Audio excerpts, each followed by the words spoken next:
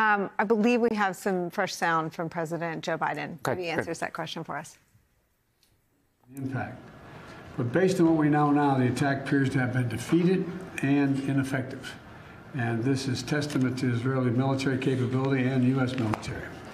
It's also a testament to intensive planning between the United States and Israel to anticipate and defend against the brazen attack we expected. Make no mistake, the United States is fully supportive of Israel. And I've been spent the morning and part of the afternoon in the Situation Room and meeting with my whole national security team and consulting with the Israelis indirectly because, in terms of their impact on us. And the national security team has been, as I said, in constant contact with Israeli officials and their counterparts, and is going to continue to be brought to me throughout the day. We still have to share updates when we get them, and we will do that. And now I want to turn to what we're going to be talking about today, the damage done by this horrible. What do you hear there? And what is, more importantly, perhaps, First of all, Prime Minister Netanyahu here?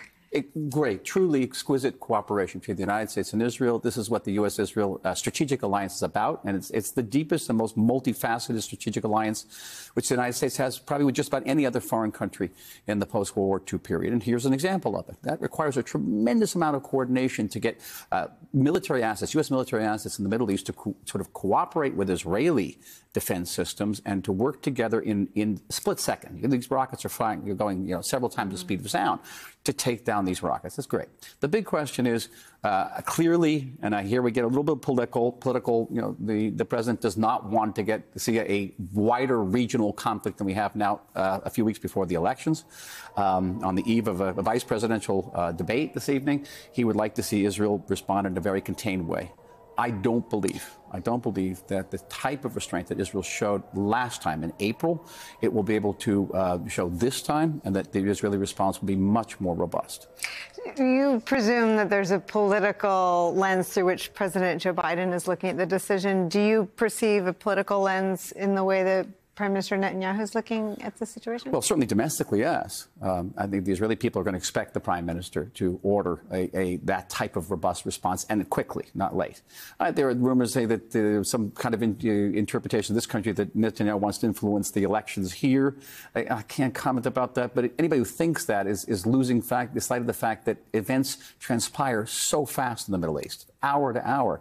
And even if there were to be a change of party in the White House, it wouldn't be till next January. Next January is 100 years away in Middle Eastern terms. So I think that's not relevant. What's going to happen in the next 24 hours is very, very important. I understand, certainly, the administration's reluctance to see this regional conflict, and it's already a regional conflict, to widen, and in a way that could involve the United States. I'm strongly of the belief, and have been for many years now, that this cycle of violence is not a cycle. It has an origin, and that origin is called Iran. And until Iran is made to pay a prohibitive price, the violence is going to continue. And I would love to see, I very much welcome, a situation in the United States where the United States is not just acting defensively to defend Israel, but is also extracting that price from Iran. Director Brennan, your reaction to everything you've heard from the president and from the ambassador? Well, I would just say that President Biden, throughout his administration, has always wanted to prevent a wider conflict in the Middle East because it has unknown, untold implications as far as the interest of the region as a whole and the number of individuals who could be killed by another regional war. So I know that there are certain political considerations that may arise prior to the U.S. presidential election, whether it be in Israel or here in the United States. But I do think that the Biden administration will continue to try to counsel restraint. And I have a disagreement with Ambassador Oren as far as I don't believe really large punitive strikes against Iran is a way to address the situation. I do agree that they need to be contained. They need to have a clear message sent to them that this type of attack that they undertook today was unacceptable. But a large-scale Israeli attack against Iran, I think, really could trigger a regional conflict that would have impact on oil supplies, interests in the region, and it could just bring the entire region into flames. And so clearly Israel has made a lot of progress in terms of defanging Hamas as well as Hezbollah Hezbollah. Those were devastating attacks, and Hezbollah is in disarray right now. But I think what we should do is to try to prevent an escalation that could spiral out of control that will be not in anyone's interest, including in Israel's. What's the end game? Well, for Israel is to survive, certainly, to restore regional security, deterrence power, as was mentioned by Richard Engel earlier, restoring that deterrent power. We have 100,000 people who have been displaced in the north. They have to return to their homes. There's still tens of thousands of people in the south who haven't returned to their homes. Israelis can't conduct their normal lives. Explain that to our viewers. People don't understand that there are basically Israeli refugees within Israel because it's not safe to live in large swaths of the country. What is that like? Well, that's like because if you're living anywhere near what we call in the Galilee, it's an area that's precious to a lot of people, not just Israelis. You can't live there because you're under rocket fire. Hezbollah has fired something in the order of 9,000 rockets and drones at this population. It has destroyed thousands of houses, killed dozens and wounded and killed dozens. And by the way, it has incinerated about 70,000 acres of farmland. So it's a war zone, it's a total war zone. I know I'm rather advanced in age, but I was serving in the Army there last summer, and I saw it firsthand. I saw you can't live. There was a young man killed just up the road from me by shrapnel. So you can't conduct your normal life. You can't get your kids to school if you haven't been evacuated. If you are evacuated, you're living in some, with 3 or 4 kids in one hotel room somewhere. So it's not a sustainable situation. It's not a tolerable situation. The country, again, we go to the country, why this country was created. It was created to protect the Jewish people. And if you lose the northern part of the country, you're going to lose the country itself. And so it's an existential situation for the state of Israel. It has no choice.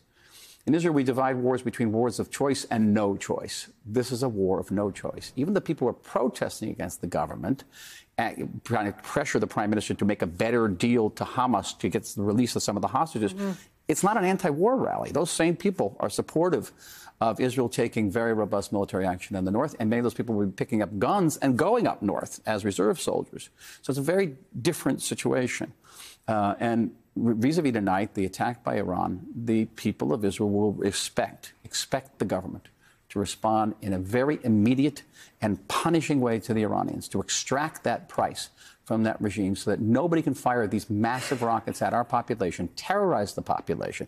Yet nobody was hurt, but everyone was terrorized. And the economy froze, everything froze. And we don't know the connection between the Iranian attack and this terrorist attack down the street from my home in Jaffa. It's very curious that they both occurred at the exact same time. I don't think that's a coincidence. That can't go unanswered. That has to be answered in a very profound way. Director Brennan, you get the last word. I agree with the ambassador. There's been a lot of displacement of Israelis, Lebanese, and Palestinians. Lebanese from South Lebanon, Palestinians from Gaza. And there have been over 45,000 lives that have been lost over the last year. And yes, we can all point fingers in terms of that Hamas instigated this. Yes, absolutely, on October 7th of last year. At the same time, I think what we're trying to do is to reduce the loss of life going forward. And if we can find a way to have some type of sense of peace and stability in the region, and not just use military might, which clearly Israel has a lot of. But these are just longstanding problems that need to be addressed at their root and at their cause. And I do believe that Palestinian self-determination is something that we need to continue to pursue.